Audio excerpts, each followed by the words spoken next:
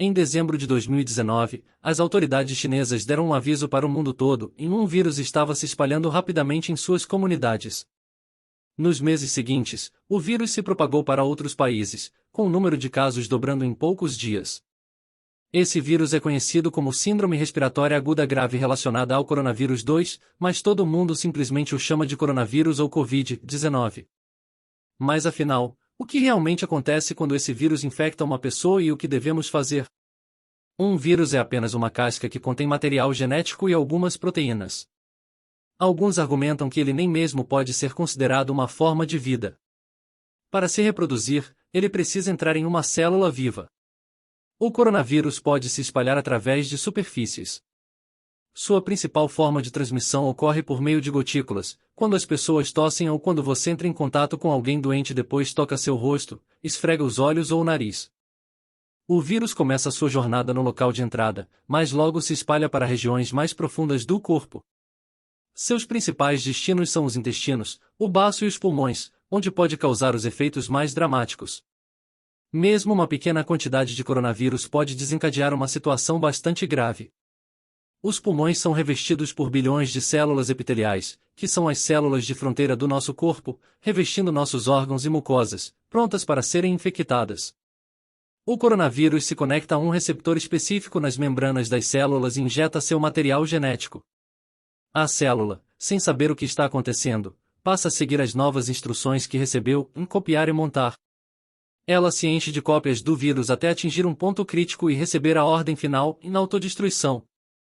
A célula basicamente se desintegra, liberando novas partículas do coronavírus prontas para atacar outras células. O número de células infectadas cresce de forma exponencial. Após cerca de 10 dias, milhões de células do corpo estão infectadas e bilhões de vírus invadem os pulmões. Até esse ponto, o vírus não causou muitos danos, mas agora ele desperta uma fera adormecida, o sistema imunológico. O sistema imunológico, que está lá para nos proteger, pode se tornar perigoso para nós mesmos se não for devidamente regulado. À medida que as células imunológicas entram nos pulmões para combater o vírus, algumas delas também acabam sendo infectadas pelo coronavírus, gerando uma confusão. As células imunológicas se comunicam principalmente através de pequenas proteínas de informação chamadas citocinas, e é por meio delas que quase todas as reações imunológicas importantes são controladas. O coronavírus faz com que as células imunológicas infectadas entrem em um estado de hiperativação, ordenando ataques violentos. Em certo sentido, o coronavírus coloca o sistema imunológico em um frenesi de combate, enviando um número muito maior de soldados do que o necessário, desperdiçando seus recursos e causando danos. Dois tipos de células em particular causam estragos nesse processo. Primeiro, temos os neutrófilos, que são excelentes em eliminar coisas, incluindo as nossas próprias células. Quando eles aparecem em grande quantidade, começam a liberar enzimas que destroem tanto as células infectadas quanto as saudáveis. O outro tipo importante de célula que entra em frenesi são os linfócitos T citotóxicos, que normalmente ordenam que as células infectadas cometam suicídio controlado. Porém, em meio à confusão, eles também começam a ordenar que células saudáveis se autodestruam. Quanto mais células imunológicas chegam aos pulmões, mais danos elas causam e mais tecido pulmonar saudável é destruído. Em casos graves, milhões de células epiteliais morrem, e com elas desaparece a proteção que reveste os pulmões. Isso significa que os pequenos sacos de ar dos alvéolos, responsáveis pela troca de oxigênio, podem ser infectados por bactérias que normalmente não representam um grande problema. O paciente acaba desenvolvendo pneumonia, a respiração se torna difícil e, em alguns casos, pode até falhar, exigindo o uso de respiradores para sobreviver. É nesse ponto que a situação se torna grave ou até mesmo crítica. Podemos afirmar com segurança que é muito pior do que uma gripe comum. Nos casos mais graves, milhões de células epiteliais morreram e o revestimento protetor dos pulmões desapareceu. Isso pode levar a danos irreversíveis e duradouros, resultando em deficiências ao longo da vida. Na maioria dos casos, o sistema imunológico gradualmente recupera o controle. Ele elimina as células infectadas, intercepta os vírus que tentam infectar novas células e limpa o campo de batalha. A recuperação começa, e a maioria das pessoas infectadas pelo coronavírus passa por essa fase com sintomas relativamente leves. No entanto, em muitos casos, a doença se torna grave ou crítica, exigindo cuidados intensivos e tratamentos específicos. O sistema imunológico deu tudo de si durante semanas, lutando com toda a sua capacidade e produzindo milhões de armas antivirais. Assim como milhares de bactérias que se multiplicam rapidamente, o sistema acaba ficando sobrecarregado. Essas bactérias entram na corrente sanguínea e invadem o corpo, o que pode resultar em morte iminente. O coronavírus costuma ser comparado à gripe, mas, na realidade, é muito mais perigoso.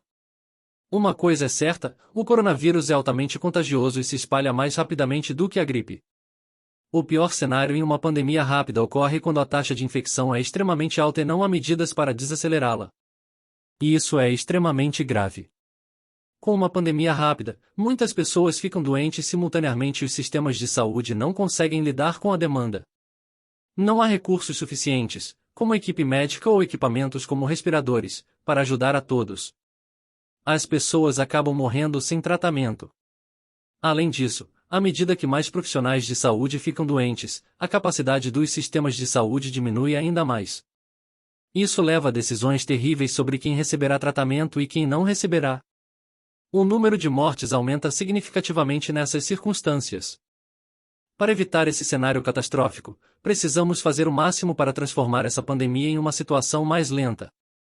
Uma pandemia lenta é controlada por meio das respostas adequadas, especialmente desde o início, para garantir que todos que ficarem doentes recebam tratamento e para evitar crises nos hospitais. Isso significa duas coisas simples: em evitar ser infectado e não infectar os outros. Embora possa parecer simples, uma das melhores coisas que você pode fazer é lavar as mãos. O sabão é uma ferramenta poderosa nesse sentido.